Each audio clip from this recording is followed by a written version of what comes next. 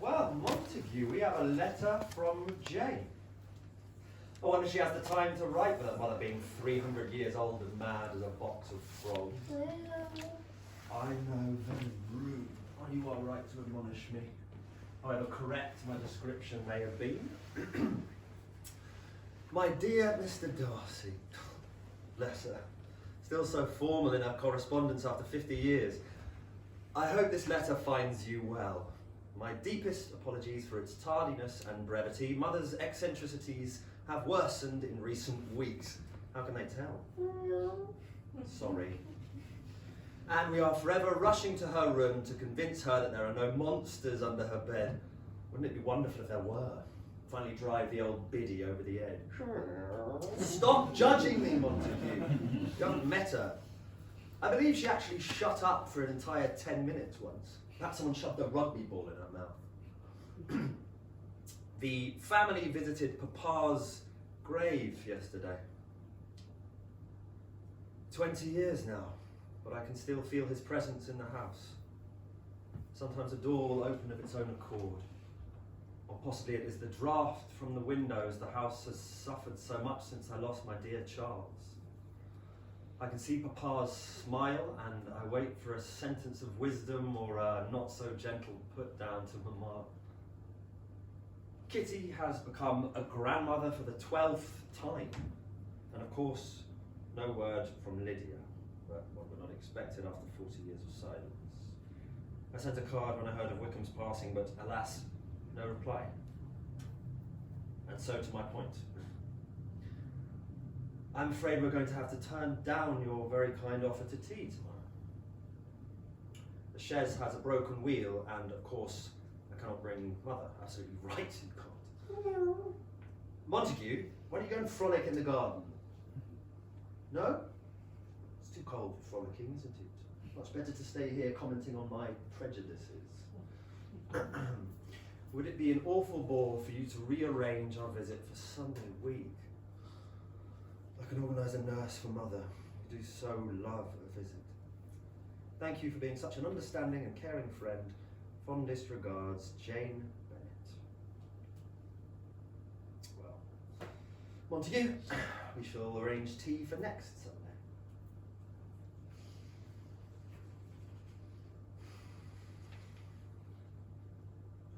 Hark at that wind keening.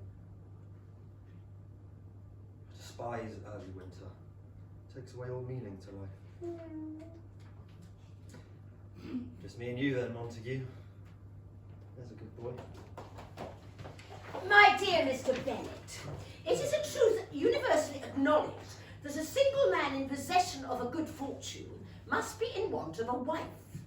My dear Mrs. Bennet, there's also a truth universally acknowledged that a single man in possession of a good brain may disagree with that. I have heard some news. Oh, God. Pray do not let the possible suspense keep you from telling me. Netherfield Park is to be let at last. Do you not wish to know who has taken it? I can barely contain my euthanasia. Enthusiasm, Mr. Bennet. Whichever, Mrs. Bennet.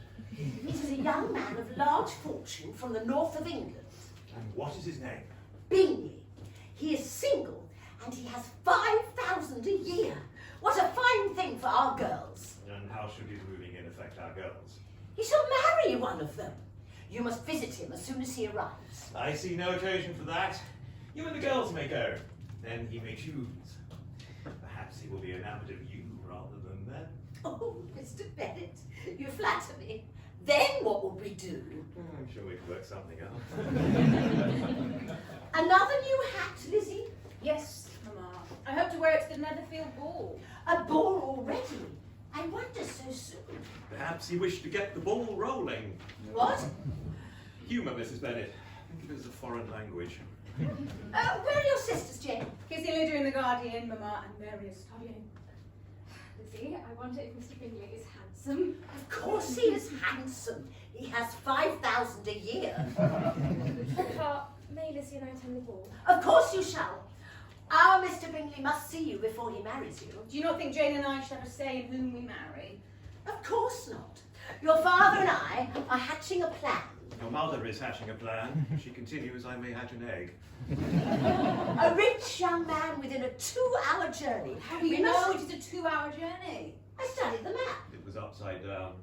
Not if you were standing on the other side of the table. Well, then, why did you not stand on the other side? Everybody knows that money breeds looks. You see, girls, the perfect husband. Oh, we both married him, Mama. Is that possible? No. Then perhaps he has a friend. Remember, most young gentlemen are desperate to be satisfied for the first time. Unlike some ladies, I have no problem discussing the carnal lusts. Just practicing them. What? Nothing, dear. Just remembering the past. Remembering the past won't solve anything, Mr. Bennet. No, but it beats taking laudanum. Mama, I do not wish to marry for money. The man I marry will make me feel like I'm floating when I walk. What is your perfect gentleman, Lizzie? One I can argue with. You should be a friend too. Definitely. But not something to be worshipped. An extra appendage that not a superior human being make. But he is the man. Oh, it does not matter. A marriage should be between two equal parties, otherwise one is hiring the other as a servant. You are awfully modern, Lizzie. I sometimes wonder, would not save a vast amount of time if people wrote down their own characteristics and the things they find attractive in another partner and then advertise this? Where would they put this? Or in some publication or the likes, like on a special page. Young, vivacious girl with sparkling conversation who enjoys dancing and running barefoot through streams seeks interesting gentleman who is inquisitive to discover new things about himself. And what about cooking? Darling Lizzie, if you do not cook, who will? Him, my dear. What would your advertisement say? I don't know. Ordinary young woman seeks nice gentleman who loves music and literature and will look after me forever. Two things. One, you are far from ordinary. Two, there will be a queue of young gentlemen waiting for you. Come on, let's tell Lily and Kitty about the ball. Mr. Bennet, may I attend the ball? I may be gone for several hours. Take as long as you like. And tomorrow I can tell you all about it. I'm going on a journey tomorrow, Mrs. Bennet. Where? Anywhere. Well, what a ball it will be. There must be new gowns for everyone. A man of 5,000 a year. Oh, and taffeta. Yes, much taffeta. Oh, and new shoes. I mean, they're not seen, but one simply knows that they are there. Dash this tie! Bingley, you must not let anxiety ruin your evening. Like it has done your tie. Come here. The first ball I've hosted here, Darcy, I wish for people to like me.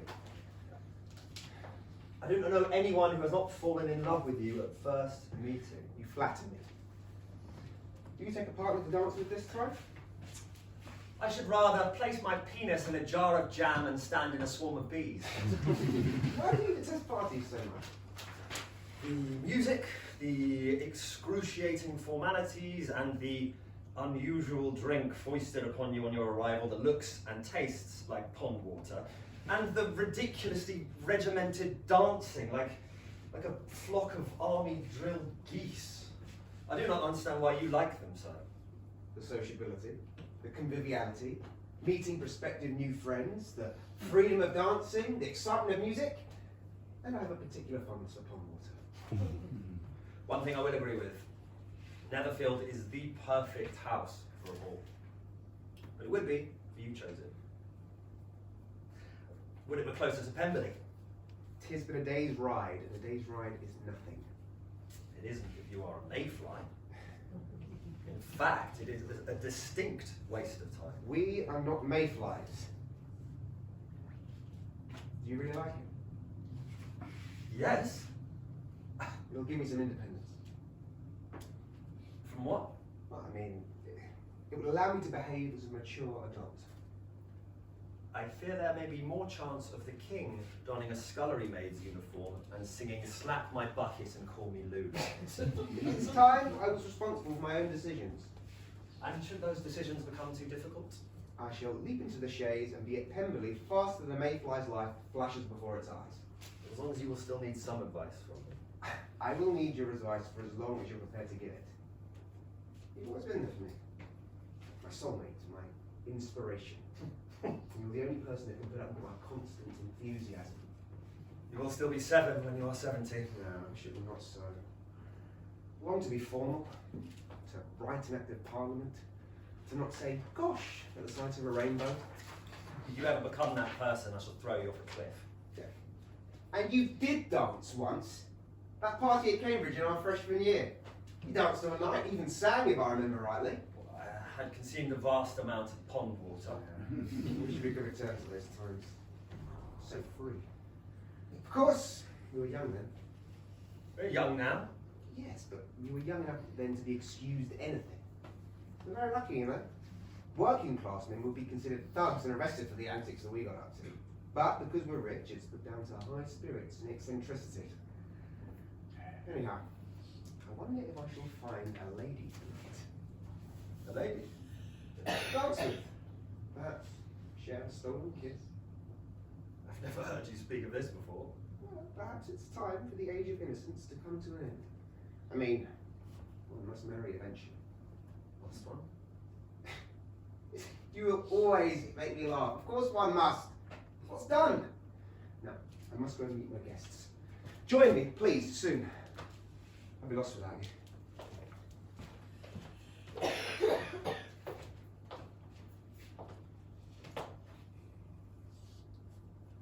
Oh, I'm so sorry. I was just admiring the Fertility figurine. Yes, indeed, very fertile. Present from my father. He travelled extensively to Africa. I don't believe we've been introduced. I'm Bingley. Oh, you're him. So handsome. Beautiful teeth. Obvious breeding. Yes, perfect. Sorry. Oh, forgive me. Where are my manners? I am Mrs. Bennet of Longbourn. A mere 2 hours' ride. So easy to visit. I'm delighted to make your acquaintance. I have 5 daughters, you know. Congratulations. Are they here this evening? How intriguing that you should be interested in my daughters. Well, I just thought... My eldest 2, Jane and Elizabeth, are here. They are both beautiful and have the character of an angel. Well, Jane does, anyhow. Oh, Lizzie.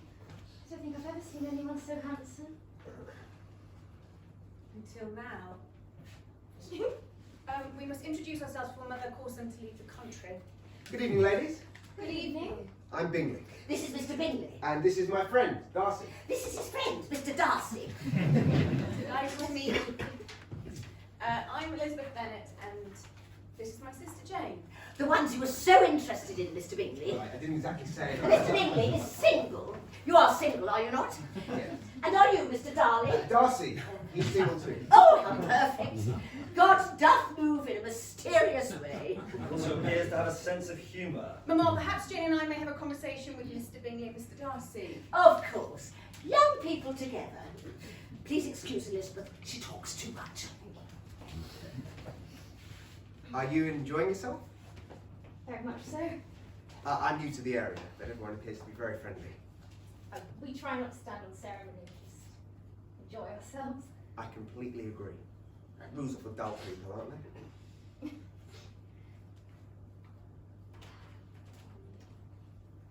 Why did you move to Hertfordshire?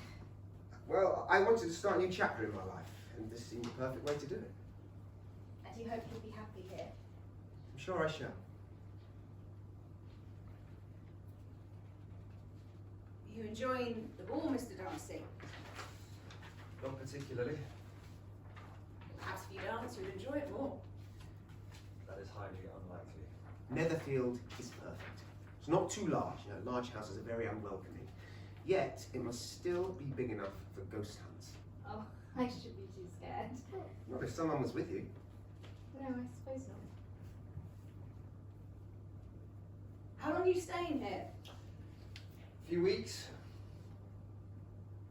Where do you originate from? Derbyshire. Ah, but we were just speaking of having a ghost hunt at Netherfield. Do say you'll come. That sounds like great fun. Don't you think that's a grand idea, Darcy? No. Well, we must not let us keep you. Well, I'm sure we'll meet again this evening. And I'm still promised that next dance? Yes. Yes. Of course.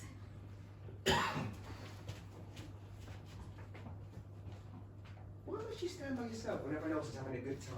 If you were to remain here, I should not be standing by myself. Please ask Elizabeth to dance. We can make a fool. She's very attractive. She's tolerable.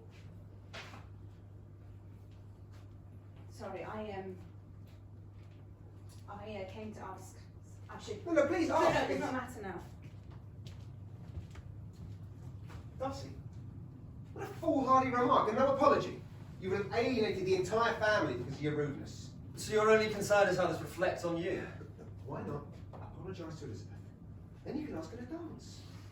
One dance is not going to kill you. It may repair the damage you caused. And so facilitate Miss Bennet not turning her sister away from you. We've never argued, Darcy, and I do not wish to begin now. But I cannot speak with you when you're in this mood.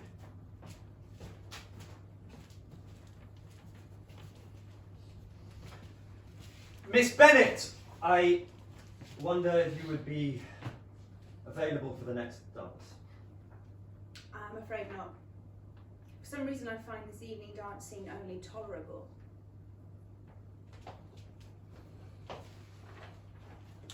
You sighed.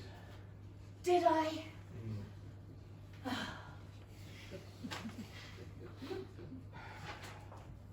You sighed again. I might have gathered from your over-amplified exhalations that you are merely still alive, or would they be conveying a more serious message?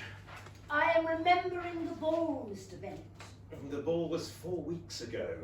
Mr. Bingley danced with Jane on 2 occasions. Indeed. Though if you were to add up the number of times you have told me, it would be nearer 2,000. Contrary to your obvious opinion, Mrs. Bennet, I am not an amnesiac. And what of Mr. Darcy, Lizzie? What of Mr. Darcy, Mamma?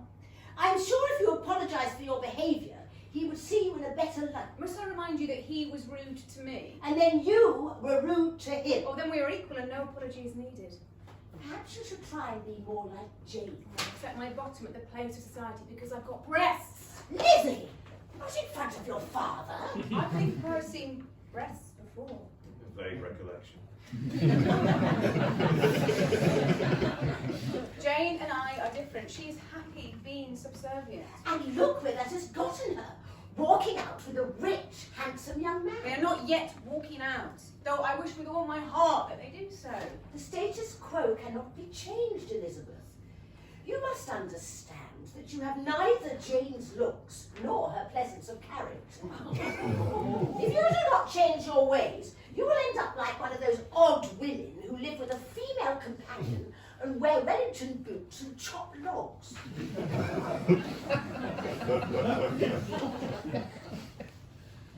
Papa, do you think I will marry?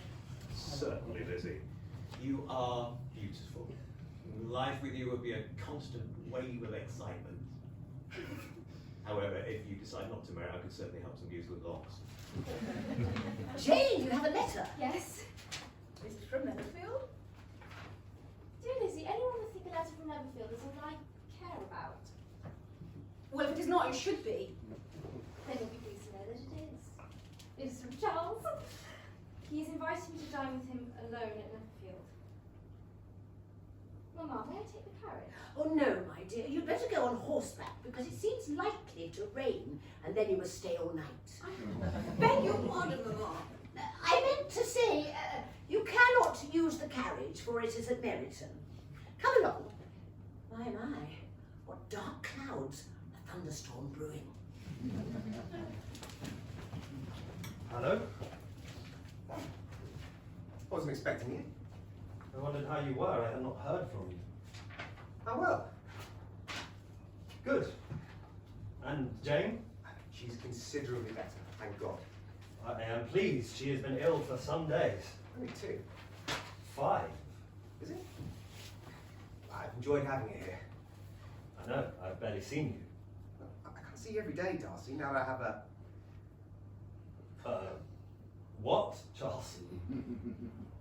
A lady in my life. And having a lady in your life precludes you from seeing your oldest and closest friend. I've been looking after Jane. Personally. No. I asked Mrs. Dixon to attend to her, but she did invite me into her chambers when her chill began to subside.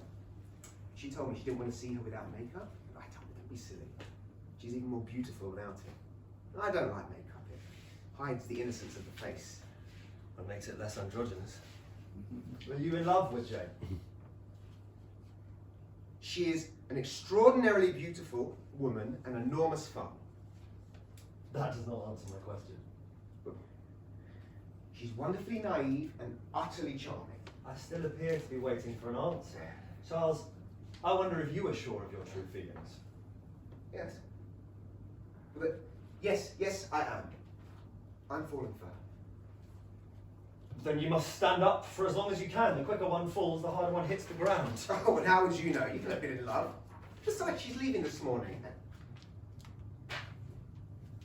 I merely meant that I was tiring of my bachelor life, not having a constant in one's life. I didn't mean that you're I'm not so sorry, the carriage got stuck and I walked on ahead. My dear Mrs. Bennet, we must get you dry. I'd rather see Jane first. I'll let her know you're here.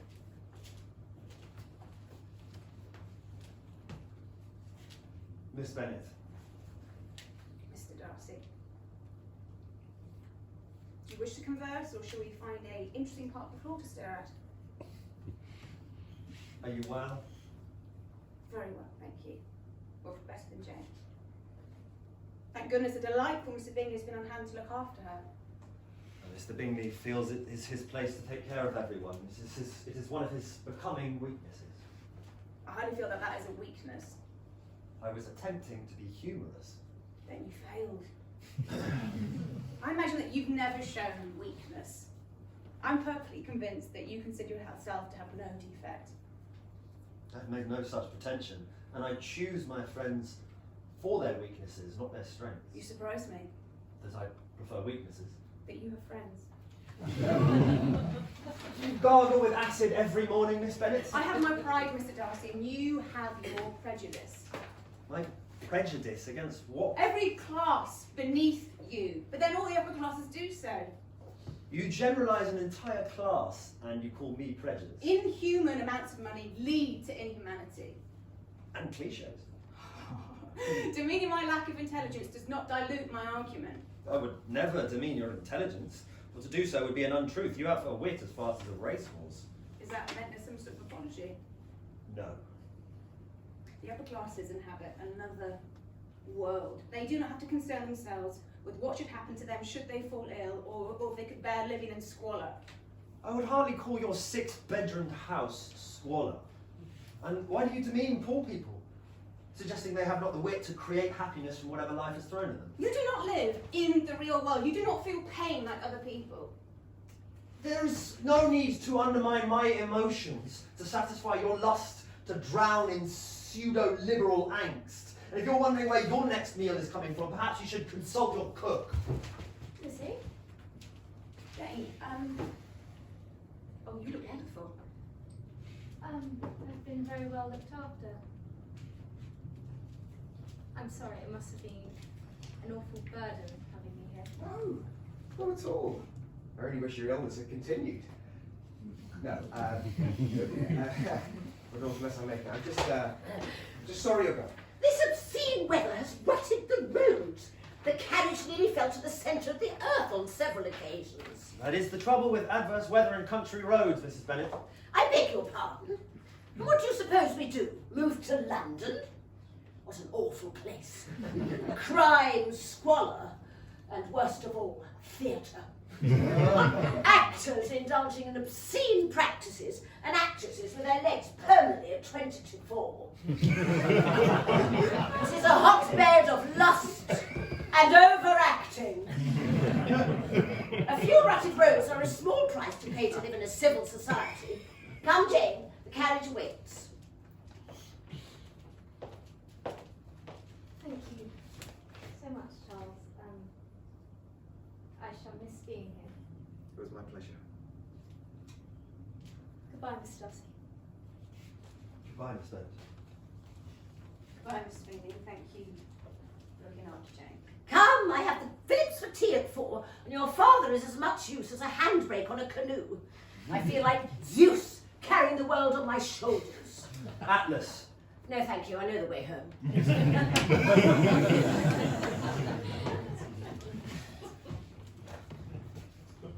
never a gun by when you need one. You don't trust Mr. Bingley? Implicitly, it's just that after I dined alone with him that one time, I immediately got to chill. I'm failing to see the connection. It was God's punishment. Oh no. Do you really believe that? I feel the weight of guilt on my shoulders. If you did, it was you who put it there. Look, this way, I get to be with Charles, and I'm not worried should he take my hand, which I very much hope he won't. Dearest Jane and Miss Elizabeth. Mr. Bingley. Charles. Please, Elizabeth. Charles. Miss Bennett, I am pleased you are in better health. Thank you, Mr. Darcy. Miss Bennett, I did not realise you would be here. obviously, for you are here.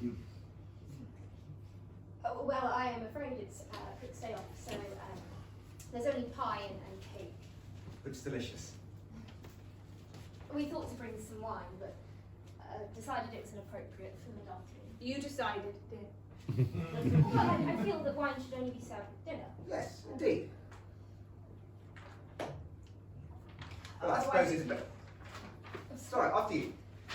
No, I was merely going to say it uses its special word. It is now. I think it depends on a person's capacity to drink without reaching the stage of making up words. Have you ever been tiddly, Charles? Oh, once or twice. Well, it's sort of obligatory when you first start up at Oxford. Of course, I never partook to the point of lying down in the quad. Something stuck in your throat, Darcy. The truth, Bingley. Our dear Charles has the alcohol tolerance of a teetotal vole. A sip over one glass and he's giggling like a 7-year-old who's just said their first swear word. It's a rite of passage. I understand. Of course, it would be frowned upon in a lady. Why should it be frowned upon in a lady? I do not wish to question your opinion, Miss Bennett, but I wonder who decided thus. Society decided, Darcy. And society is a prude. A lady should be free to drink as much as a man.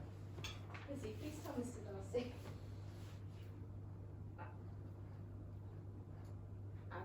Bizarrely, I found myself agreeing with him. Lizzie is impossibly modern. She's writing a novel. What's the story? Or is it a secret? Not at all. It's about a young woman who becomes a politician. Ah, a comedy then. No. Oh, Lizzie has a wild imagination. Is she successful? I've not reached that part yet. I think you should make her so.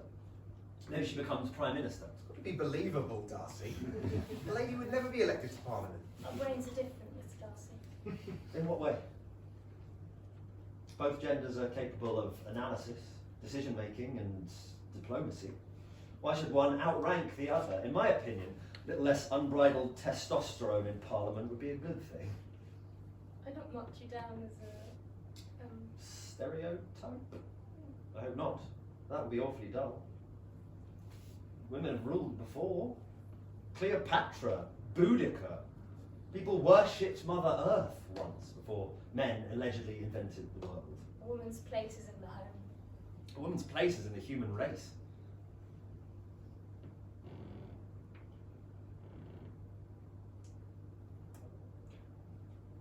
This pie looks delicious. Yum. Each of us are different. Mrs. Ruskin, the farmer's wife, would carry 2 pigs on her shoulders at the same time. And Davy Thompson likes to dress in a ball gown and parade along the riverbank. Do you think he might be a Homosexual. I think it's a pretty fair chance. Is that how one can tell? Miss Bennet, the world's greatest soldier, Alexander the Great, was a homosexual. Gosh, really? I would have thought he was normal. Darcy? Miss Bennet seemed interested, and I'm merely pointing out that a homosexual man may appear in any guise, even that of a normal man. Jane dear, how about a river trip next week? I can be your gondolier. That would be lovely, if it's not too much trouble. That would be my pleasure. I shall then take you for tea with champagne. I say, Lizzie, what fun I am to have. It's awfully generous of you, Charles. But with an ulterior motive. For the champagne is to facilitate my first kiss. Well, perhaps you may not need the champagne. Damn! Money I've wasted. You look pretty unwell, Darcy. Just a headache. Alright. I will return to the house and take a potion. Did you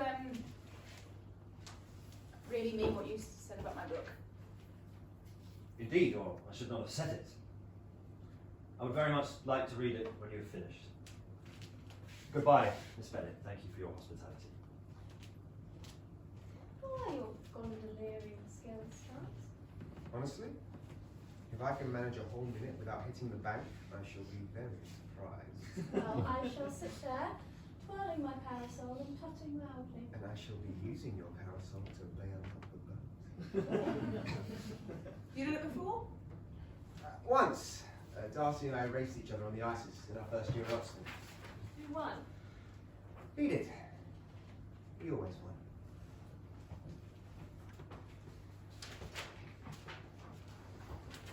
A full moon. You know what that means, my dear? No. Passion! Sorry, I just invented that. No, Lizzie, I've had enough. I might disgrace myself otherwise. It's about time. What are Charles's kisses like? Oh, I have nothing. I have nothing to compare them to, but you seem like a boy who's finding his way in the world. He has spent the whole evening telling everyone I'm his lady. It's official then. I thought we might have to wait to the invention of the flying machine before it happened. Charles has proved himself a gentleman. Charles had proved himself a monk. God forbids anything further until marriage. Oh, God told you, did he? It is written. So many things in the name of oppression. Lizzie, can you not? I am so I'm happy so, tonight. yeah, sorry. And you are correct to follow your beliefs. Papa, you came. Yes, Jane. It was a choice of 4 hours of the ball or hearing about it for 4 months. I chose the shorter punishment. Has Mr. Bingley proposed yet? No, Mama. Why ever not? I can barely control my emotions. You do not understand how I suffer. Waiting from 1 week to the next for news, having my hopes raised by the first kiss, only to have them dashed on the rocks of despair by propriety and good behaviour. How I find the fortitude and resolve to fight through the unending disappointment I shall never know. I am a martyr to patience. Second thoughts, 4 months of hearing about it may have been the better choice. Good evening, everyone. How lovely to see you. Mr. Bingley, may you have some news for us? I purchased new shades last week. And there it is. Disappointment, despondency and dismay. If our Mama has any more, she'll begin to talk nonsense. Indeed, Lizzie, but let us console ourselves that one more time. We were just speaking of marriage, Mr. Bingley. Not enough of it around, in my opinion. I don't know. I see a lot of wonderful marriages around me. Around you, yes, but not concerning you. Perhaps you should take note of my happy marriage. Have you always been happy, Mr. Bennet? Mrs. Bennet and I were deliriously happy for 18 years.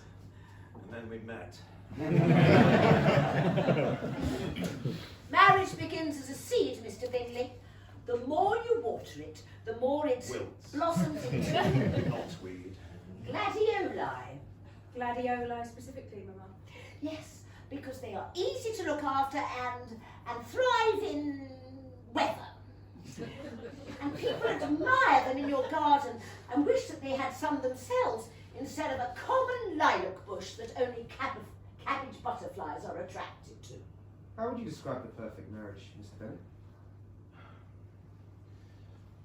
That between a blind wife and a deaf husband. You must have been happy at some point, Papa. I was, Jane. Youth subtracts the clouds from the sky and the cynicism of age that distorts beauty.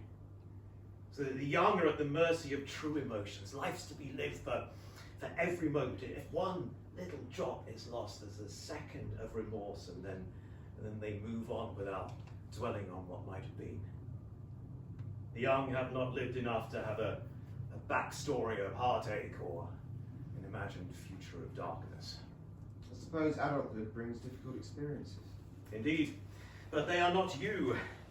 Do not let them destroy who you really are. Growing up is a choice, not a necessity. Good evening! Wilson, didn't know you were coming. I'm sorry to have disappointed you. We were speaking of marriage, Mr. Darcy. What is your opinion? Marriage can rarely succeed because the pressure on it to do so is usually greater than the possibility of it occurring. I think we should separate marriage from love. Live with our wives, but also spend time with the person we really love. Idiocy. The love between a man and a woman is sacrosanct.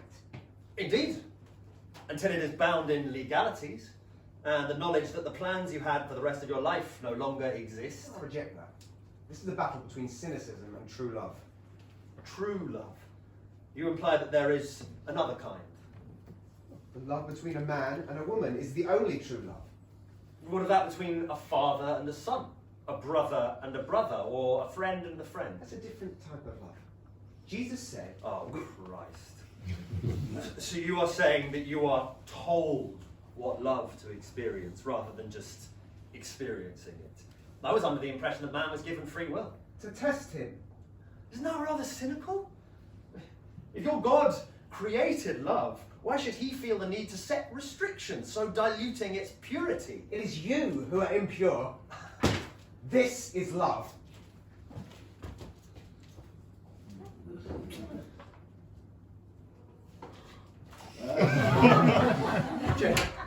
Jane, I'm so sorry. Jane. Mr. Bingley. Mr. Bingley, please do not blame yourself. Jane she's easily frightened. If you're certain of your love for her, please do not give up hope. What have I done? What have I done?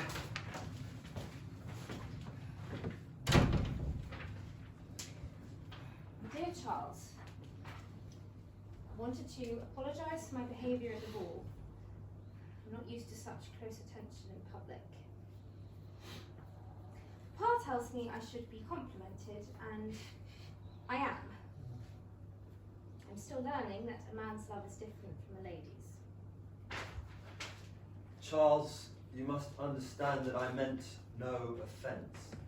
Of course, with Mama and Papa there, my embarrassment was doubled. Please understand that I love you. I can think of nothing I would rather do than to see you again. Please reply when you receive this. Love from Jane. Is that the postman? Yeah, only these. Still nothing from Jane. Now I know she's thrown it over.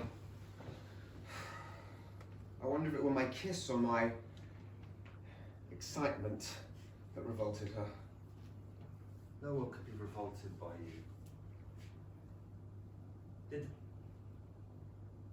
Did you love her? I think I did. Look at me, Charles.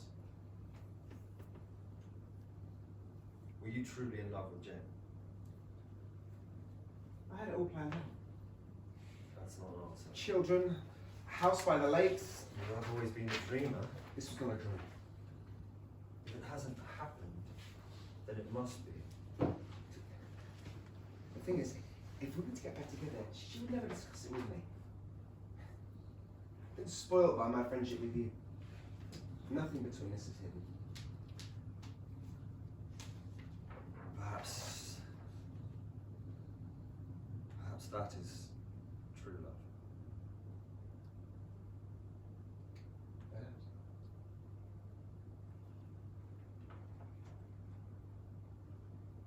No, I'm sorry.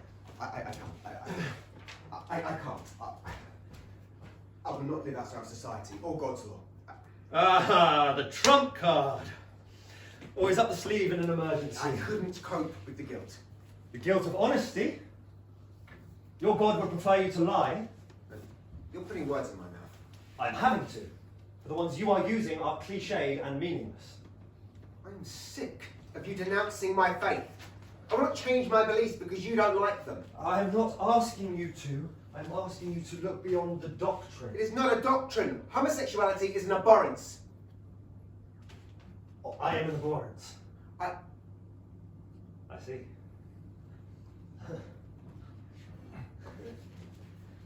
It all makes sense now. Never wishing to dance, spurning Elizabeth so that I should feel awkward at being with Jane, explaining Jane's shyness to her not being in love with me. You're a manipulator, Darcy. You've manipulated me all my life, making me rely on you for every decision I make. And now I know why. You pretended to be my friend all these years, purely so you can put your cock inside me. Yeah. I will not get out!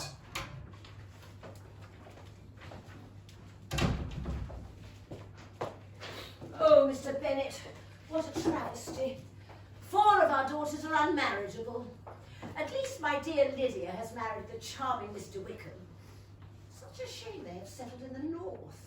Newcastle is such a long way away. Thank God. Our daughters are not unmarriageable, Mrs. Bennet. Mary is perpetually studying. Kitty's but 14. Lizzie would scare the pants off Tiger. And Jane has had one relationship which has ended prematurely. They're hardly a lost cause. Mr. Bennet, you are a man. You do not understand relationships.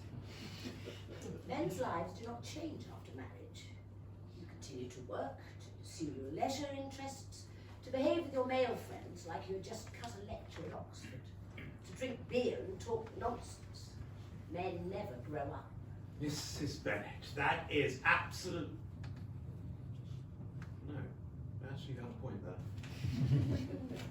Oh, you look like you've seen a ghost. Your mother's just said something profound. Jane, dear, do buck up. The world has not ended. See, the sun still revolves around the moon. Make that a double, Lizzie.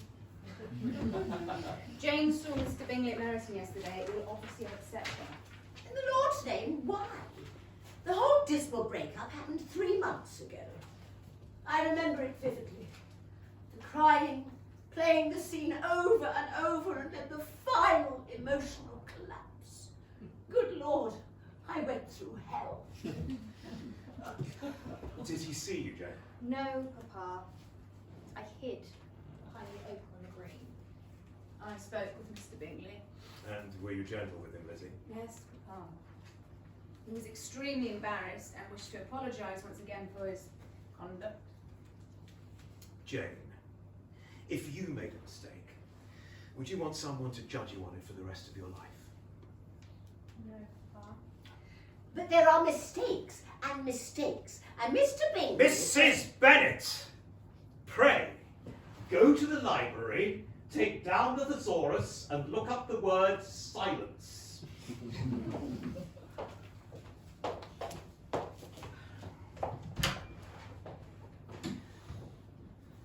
He is a man, my dear. We men often feel the need to prove ourselves. It's a brag brought about by insecurity, a need to show that we can be more than what we actually are. On that particular day, he needed to prove his manhood. He knew I would do anything for him. And not kiss him in public. Well, it was not so much that as the fact that he had a... The word is erection, my dear. And we all saw it. One could hardly not. A messenger arriving in a Shakespeare play. Think of them as unruly children. Barely controllable. Just turning up at the wrong moment. But quite sweet when they're asleep. And of course, once you get to know them, it can be rather fun. I've been rather crude, haven't No, my dear, you haven't. You've been innocent. If everyone were like you, there would be no arguments or wars. Unfortunately, after a while, no human beings either. But remember, Jane, you can still be innocent, even when you are no longer innocent. Were you and Mama happy when you were young? Very much. Your mother was fun and feisty and had the most delightfully quirky eccentricities. She made me see the world through different eyes. Unfortunately, over the years, even her eccentricities became eccentric. But I still love her. I got to the library only to realise that I did not know what a thesaurus is. Retract everything I just said. The thesaurus, Mrs. Bennet, is a dinosaur known for biting his mate's head off when she annoys him to the point of murder. Jane, dear, please say you will forgive me. What, Lizzie? I've invited Mr. Bingley and Mr. Darcy over today. Lizzie, no. Jane, there are no resolutions as things stand. What a delicious showdown. When are they both expected, Lizzie? Any time now. However, they don't each know that the other is invited, so... Then we shall leave the room now. Mr. Bennet, put that whiskey down. Alcohol is the devil's brew. Well, Jesus turned water into wine, Mama. Well, he must have been drunk. Sober heads win the day. Come, Mr. Bennet, we shall hide in the understairs cupboard, so we may not hear what they say. Mr. Bennet, where are you going? Mr. Bennet, can you hear me? How do you, Mrs. Bennet? I have very little choice. I'm a bad sister, aren't Dear Lizzie, you are the best sister I could ever wish for. I could learn so much from you. Pushing the boundaries, sticking your tongue out at convention. I wish I was like you. I just want to be told what to do. I want to darn socks by the fire until I die. Well, you'd never run out of socks. Lizzie, I should be happy. As you're happy, Jane. There's nothing wrong with that. Mr. Bingley's carriage. Let us see if he needs any socks darning. Mr. Bingley, do come in. Hello, Jane. Charles? Well, I want to thank you for coming. It's simply ridiculous for situations not to be resolved. I am sorry if I'm meddling. Not at all. I wonder why you left us so quickly after that what happened. Huge.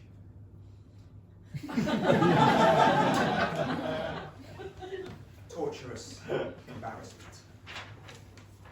Yet your teenage innocence was what drew me to you. I will leave you both. I've got some socks to darn. It's wonderful to see you again. And you? Charles, I wish to apologise for not being an equal partner in our relationship. I did not show you my true feelings, and that was wrong of me. And I showed you too many of mine. I'm sorry. I was just looking for my laureates. They're around your neck, Mama. What? Oh! I couldn't see them. Why did you come back, Charles? I was confused back then, Jane. I wasn't sure about many things, all to do with me, not you, Did Mr. Darcy convince you that I didn't love you? to an extent. Will you tell him? Darcy is irrelevant. My opinion is what matters.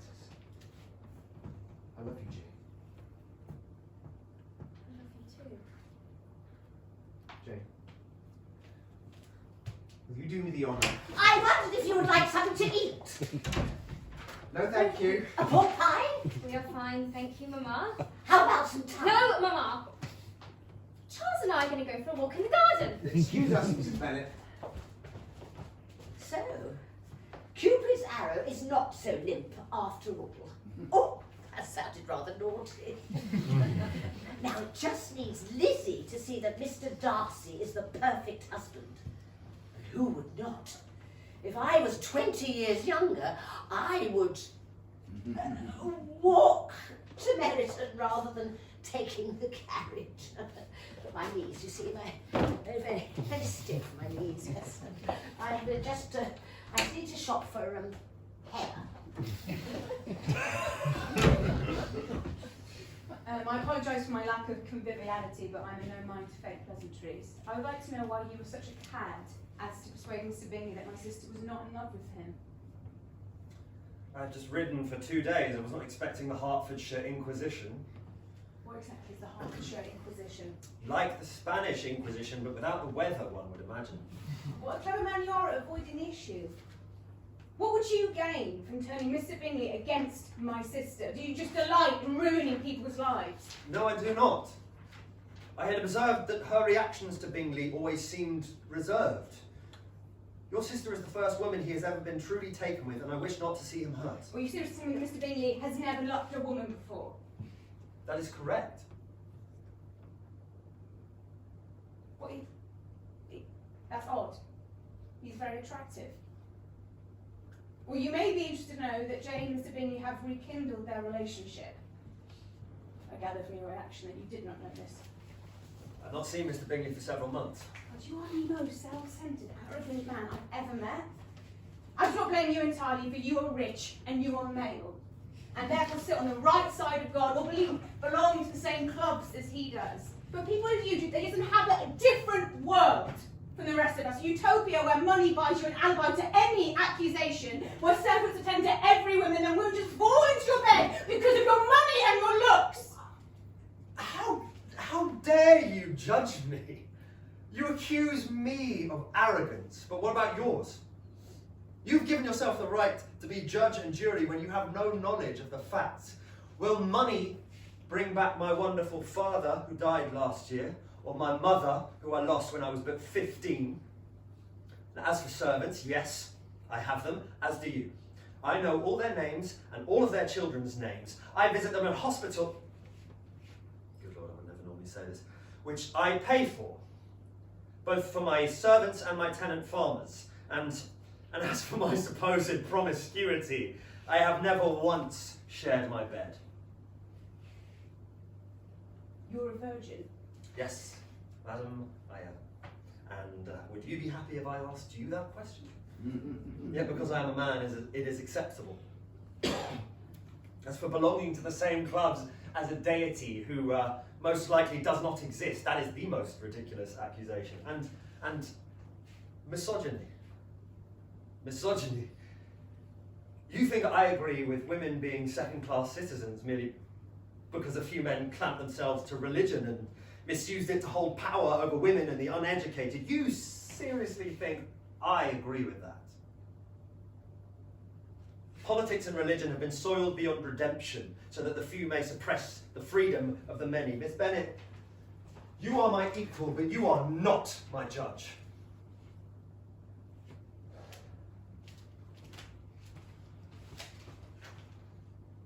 Oh God, I'm sorry. Don't be. After all, I have a reputation for misogyny and promiscuity to keep up. Lizzie, you would not believe. I was just showing Mr. Darcy to his rooms. Come, Mr. Darcy. Darcy, may I have a word?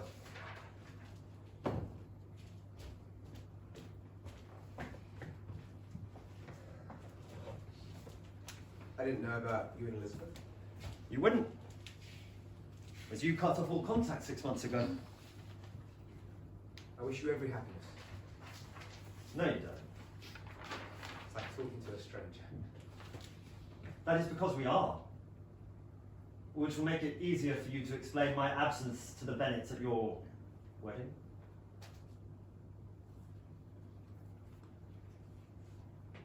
Look at you.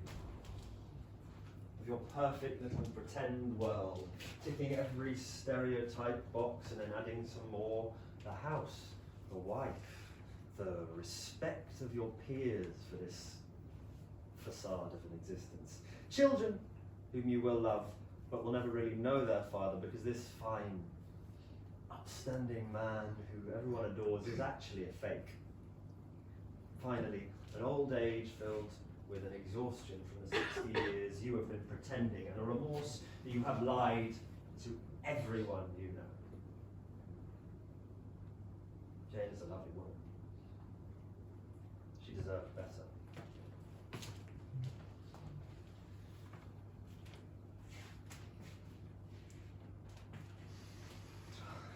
I did not mean it.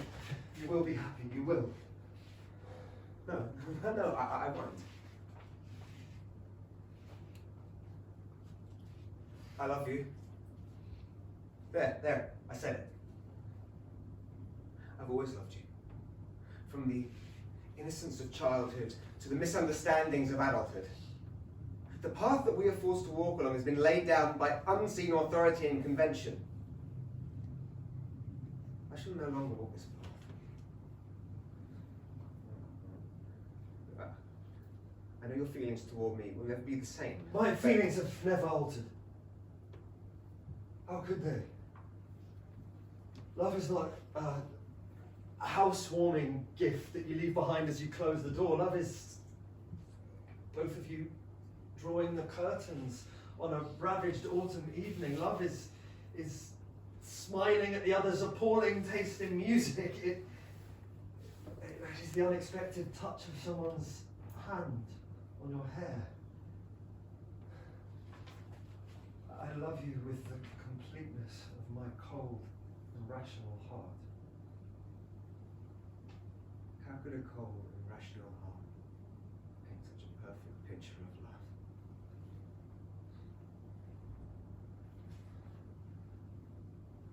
Is this how you envisaged us? Always.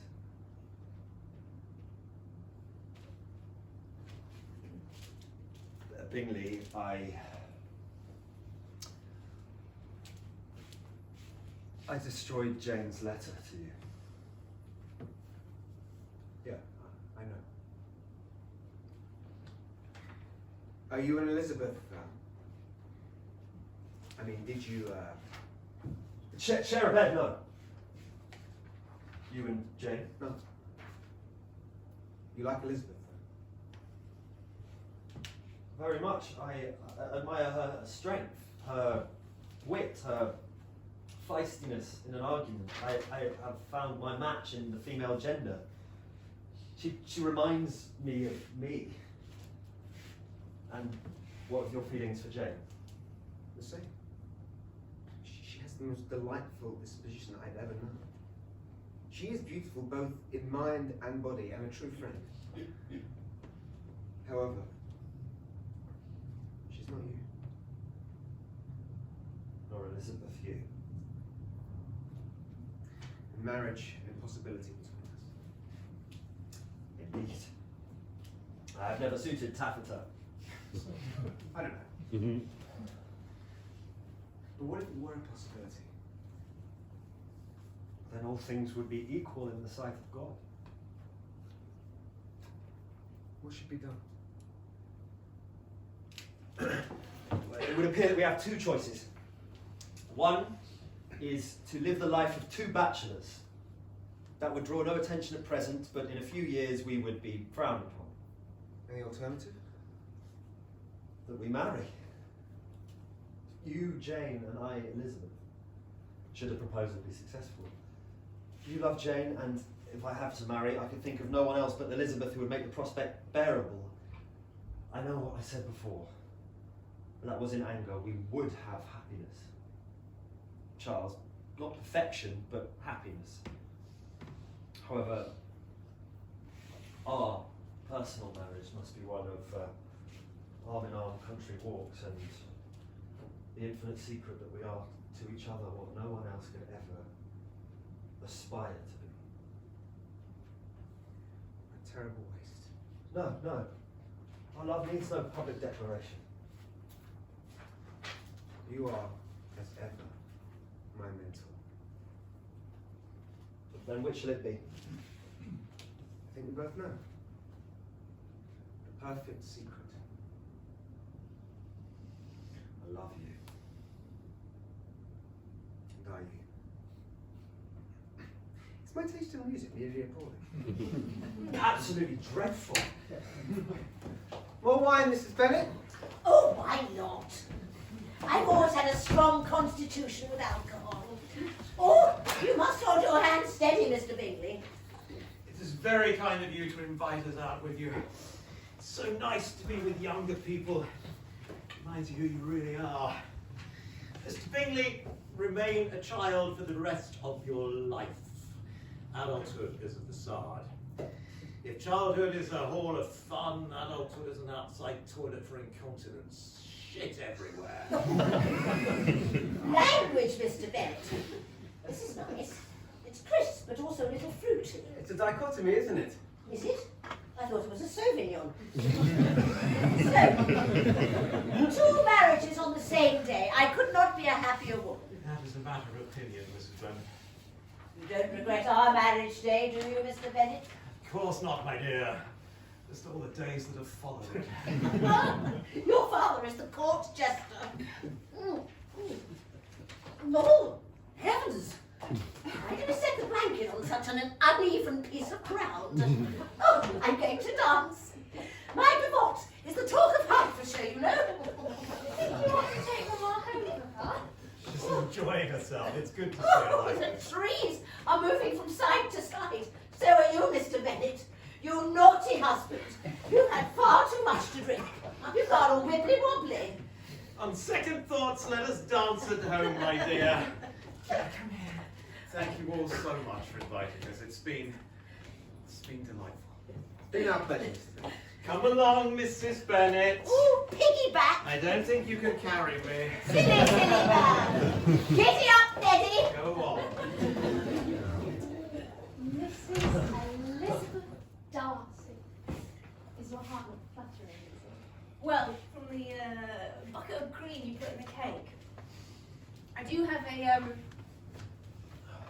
caveat to your proposal. I wish to retain my name. Absolutely not. I want you to change it to Ermintrude. Of course you may retain it. I would have it no other way.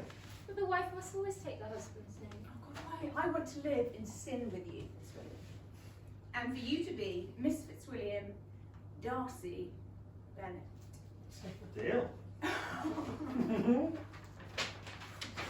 Isn't it funny? I could not bear you the first time I met you. I think it was on the 10th time that I realised that I was falling for you. Oh, it's the 14th for me. That is awful. More wine, Jane? I mustn't, Charles. I'm a little tippy already. Of course. Anyway, Lizzie, marriage is necessary because it binds you to one person for life, and so you can't love anyone else. Oh, balls, Jane! How can you just say you love one person? There are millions of people on the earth, and you're saying you're just right for one person. I only want one. Charles? Yeah, of course. But I do think Lizzie's right. It is possible to love more than one person, as long as you remain faithful. No. Would not be fun if we could put a group of single people, say 6 gentlemen and 6 ladies, on an island together. I think that is an awful idea. Men would be uncontrollable. Why just the men, Jane? What, would the women all be chaste? Yes, round the mango grove and down the beach, probably. Let me fill that up for you, Charles. I probably should. Charles, you must if you want to. Perhaps a small glass. Would you like to go on the island, Charles? No. Everyone will be fake, posturing and preening themselves to catch the prey. Stop being such an old stupid man.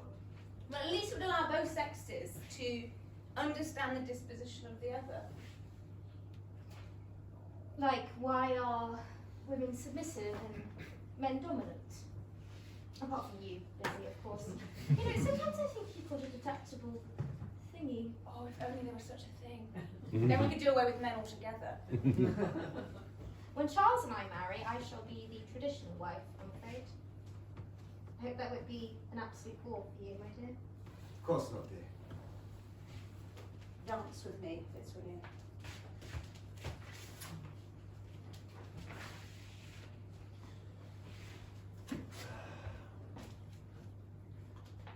Isn't it funny how you don't notice the moment when the sun touches our bodies? It's only after a while when we become aware that the clouds have relented and we are suddenly hot. But we can never recall the precise moment when it starts.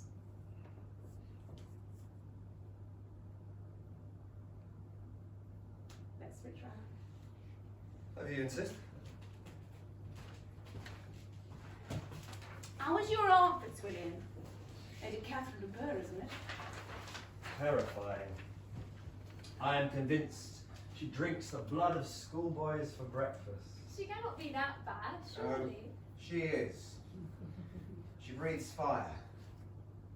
When Darcy and I were young, we'd spend most of the time hiding from her in the garden. Do you remember that winter when we built a snow statue of her?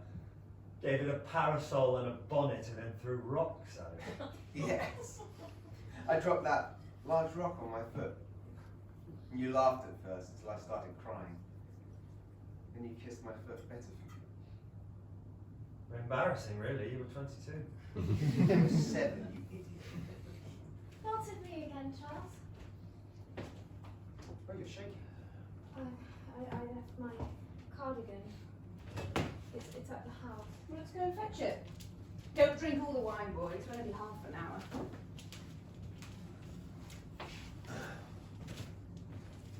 I believe Elizabeth loves you for the same reason you love her. Or my shapely hips and luscious hair. Exactly. Lord knows you're famed for your bonnets. I am a slave to militants.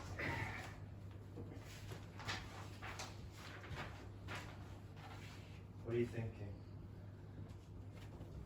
What it would be like to wake up next to you in the morning? Seeing your face on the pillow? Eating breakfast? You would make the breakfast. What about the servants? I suppose I could make those too. Then we would take the chaise to the local hostelry and drink beer and play shove halfpenny. Maybe meet other couples like us. Maybe the whole hostelry would be full of men of our persuasion. Yes, that's what the inn will be called. Persuasion. Be a place where we would be the norm. And there'll be music and we could remove our jackets when we danced. Just imagine. We could hold hands and wear clothes that didn't pertain to class. Maybe we could raise a child. One whose parents had died or had given them up. Just think. A boy and a girl that were ours.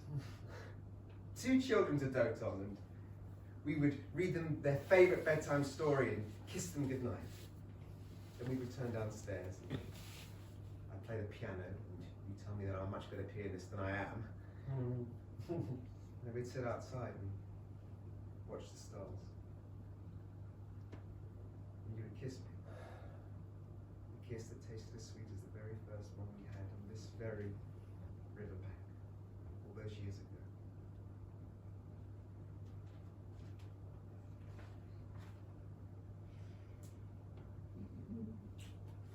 My whole life in one kiss. I knew it! You bastard! You absolute bastard! Jane, I'm sorry. I really. No! You shut up! I won't believe anything you say. Jane, this won't help. What have you to say? Nothing that can possibly say how sorry we are. Do you love him? Yes. And you? Yes. So sorry. No! You are sorry! At least you have someone.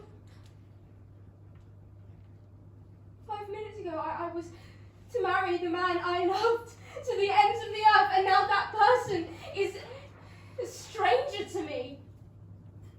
And not even a man. You could not have loved me, because you would not have done this if you did! Why did you pursue us?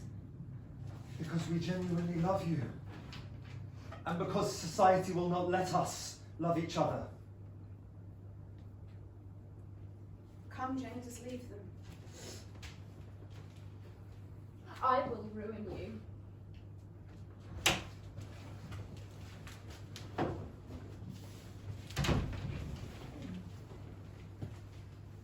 You are sewing a bonnet. Who are you and what have you done with Elizabeth? It helps me think. You did a lot of sewing this week. I'm concerned. When you are quiet, Lizzie, the whole world is concerned. Mr. Darcy and Mr. Bingley have been somewhat conspicuous by their absence. Yes. What happened? We, when we went down to the river, we found them together. I see. They say they still love us. Then they probably still do. Rubbish. You cannot love two people at the same time. Jane dear. No, I'm I sorry. do not need your wisdom, and you cannot convince me otherwise. Jane, stop this immediately. This sort of attitude. Oh, shut up! You've got your own perfect little world, haven't you? You have a breakdown if a button falls off your favourite jacket. I am no longer a girl, and you have no dominion over me. You were never passed over for another man. You were lucky enough to fall into the arms of Papa. You spewed out 5 daughters, not even bothering to bear him a son, and yet you wander around this house like some minor deity. And what do you think you're doing? Sewing a bonnet? Have you lost your memory? No, I haven't. And I was thrown over too, remember? But railing against the world, Jane, is not going to help.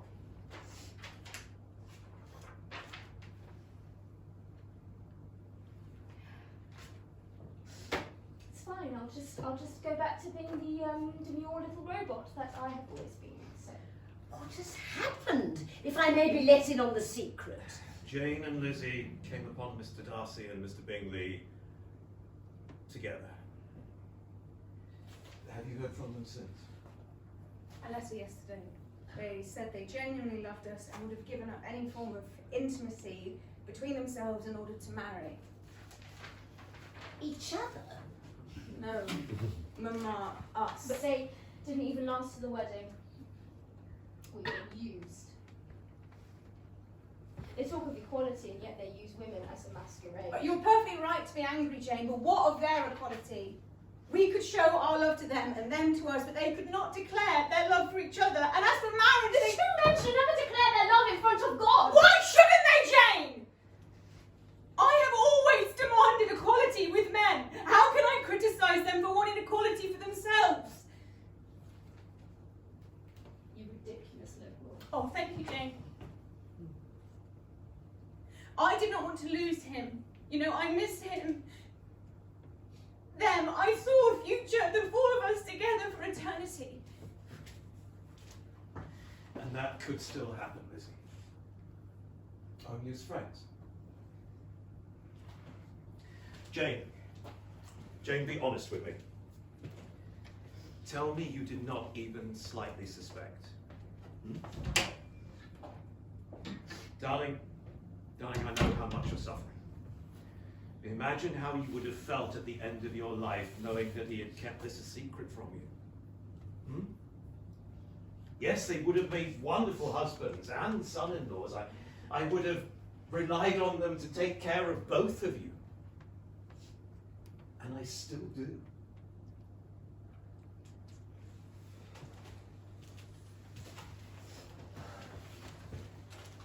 You were shouting in your sleep again last night.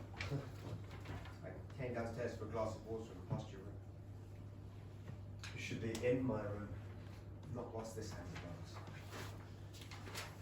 How slowly can a week pass? Perhaps we should move to another county. Scandal would follow us. I'm scared. I know. You aren't. I'm pretending I'm not. We do that, don't we, us very silly men? Other than the death of my father, this is the first tragedy of my life. We've been so lucky, Charles. We have had everything. Yes.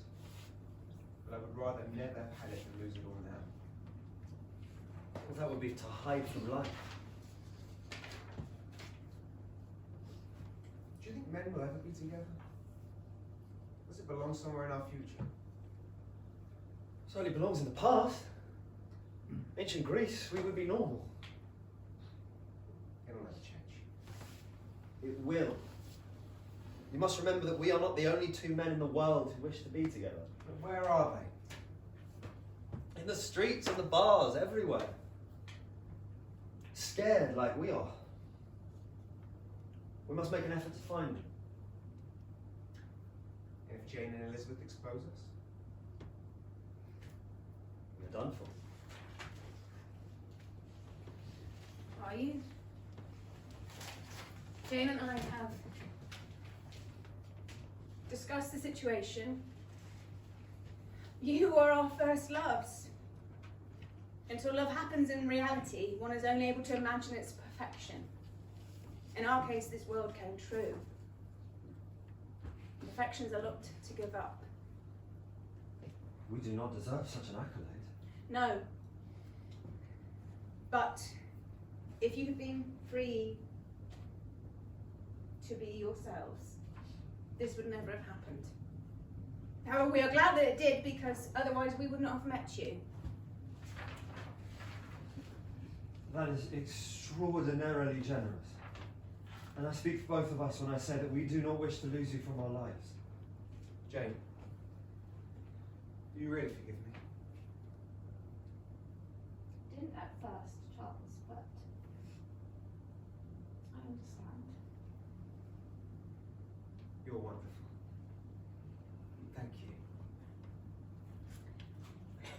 We've got a proposal. Huh? We propose that you come to tea on Sunday. You're, after all, neighbours and friends. May I ask who else knows? Oh, just Mama and Papa. Papa is the soul of discretion, and even if Mama unconsciously says something, no one listens to her for more than 2 seconds anyway. But let us be certain on this point, no one will ever know. Please say you'll come. We'd love to. 4 o'clock then. Sorry, what is this this screen for? Who does it belong to? It's Charles's. It is his favourite piece of furniture. It's hideous, isn't it? Totally. I rather like it. Thank you, Jane. I'm hoping we run out of fire so I can burn it. We could always tie a rock to it and throw it into the lake. What's it for? It's for dividing a room. Well, it's certainly dividing opinion. See you Sunday then.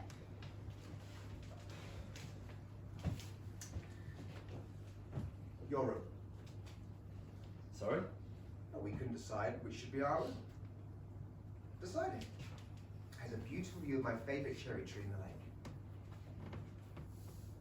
Tonight shall be our first night, Fitzwilliam. Cheese and cucumber and egg and tomato. Are we not bothering then? There's some lovely pork in the pantry. The boys don't eat meat or fish, Mama. Really? Are you not allowed to if you're... No. They object to eating animals. What do they do? And in moment, we really want this to be a successful part. And it will, my dears, okay? Just imagine your mother isn't here. It's quite easy. I've managed it for 25 years. Will they both be wearing men's clothes?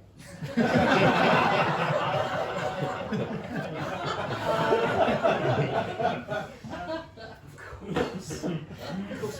What What do you think they would wear? Well, I thought one might dress as a... well, probably not. The point of being a man who is attracted to other men is that you are attracted to the masculinity, not a man in a dress. So I suppose. But it must be awfully difficult being in a relationship with two penises. Is it penises or penile? Mr. Bingley, Mr. Darcy, you are most welcome. Thank you, Mr. Bennet. And please, Fitzwilliam and Charles. In that case, Stephen. Do sit down. So, you don't like animals? On the contrary, we love them. We just don't like eating them. Is it the chewing? Today we have decided to be veggie sexual. Tarian. So you don't feel abnormal. That's very thoughtful. Charles, Fitzwilliam, what are your plans? Well, Stephen, we are to go on a short trip to Pemberley, Fitzwilliam's house, and then return to live permanently in Netherfield. Oh, I should love to visit Pemberley. We're travelling up next month. You must both join us. Your father would not allow it. Actually, I would. Mama, if we were men, we would not even question it. As women, we will make our own decisions. I fear modern society is moving too quickly. That is indeed a point of view. But, Mrs. Bennet, if it didn't, who would have invented the wheel? The telescope, farming, dominoes. Dominoes? Humour. But each generation believes that theirs is the apex of all that's gone before. Technology, art, and human behaviour, and that no further progress is necessary. Perhaps the apex is in their youth, Lizzie. Most people's happiest memories are from when they're young. I think it makes them believe that this is the best the world could ever be. So, what will you be doing at Netherfield? I mean, for business, not for... We shall start by holding a ball for the servants. for the servants? Yeah. Don't you think they deserve their own ball? But who will be serving? We will. And then we're going to redecorate. Lizzie and Jane have kindly offered to help. Choosing colours? No, Mama, actually decorating. And cajoling.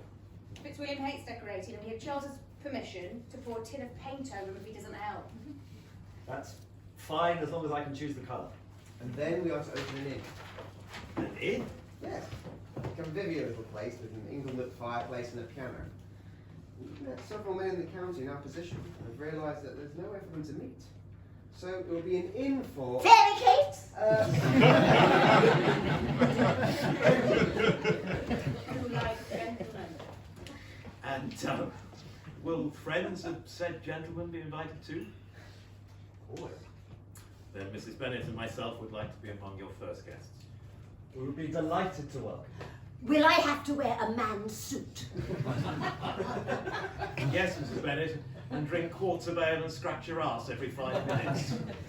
Lizzie is going to sing, and I am to play the piano. We are to be called Bennet sisters. Oh, So we know that you can't be married. We hope that this might make up for it.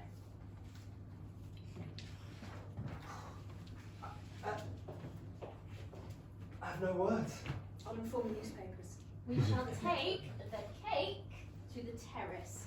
We thought a glass of champagne and the afternoon sun would be the best way to enjoy it. well, I shall help, girls. Stephen, we would both like to thank you for being so understanding. It's my pleasure. You are both brave, very brave, and I do understand. I had a friend before Mrs. Bennet. I went to Cambridge. It's pretty much obligatory there. You both go out to the terrace. I'll join you in a moment. I'm so proud of our girls, Mr. Bennet. They are rather fabulous. One thing I don't understand. Hmm? How do Mr. Darcy and Mr. Bingley, you know? Right. Well, think of a human being as a house. Yes. Most houses have a front aspect. Oh yes, yes. Well, most houses have a rear aspect as well. Oh, Mr. Bennett!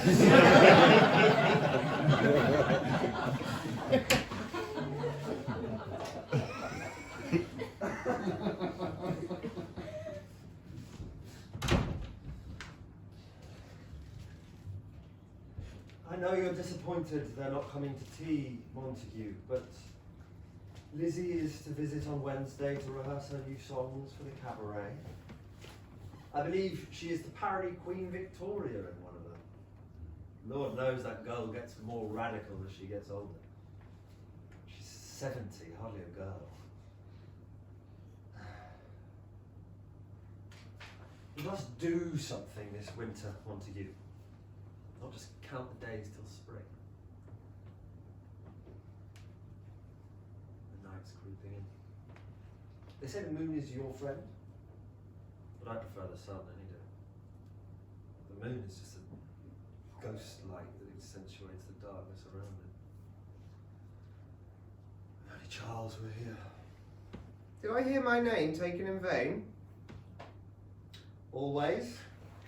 You and Montague putting the world to rights again? I was trying. He's very judgmental. I usually find myself agreeing with him. Shut up. Would you like a sherry? In a moment. Have to warm up first. How's the stage coming on? Nearly done. Lizzie can't wait to perform on it next week. I shall come down and see it tomorrow. We've had a note from Jane. She's still missing Charles? I should think so. It's only been a year. I still wonder if he was a substitute for you. Whichever way, you truly adored her. What did she have to say? They can't make tea on Sunday. The mad old bat thinks she's Joan of Arc. Thanks, you Montague. Saves me telling him. I've decided I need a new project this winter. How about being a little less sarcastic? Sarcasm exists because it's illegal to punch people. Then learn to box. Now who's being sarcastic? Do you want to do anything this evening? Just feed Montague and fall asleep by the fire? Sounds like a plan. The end!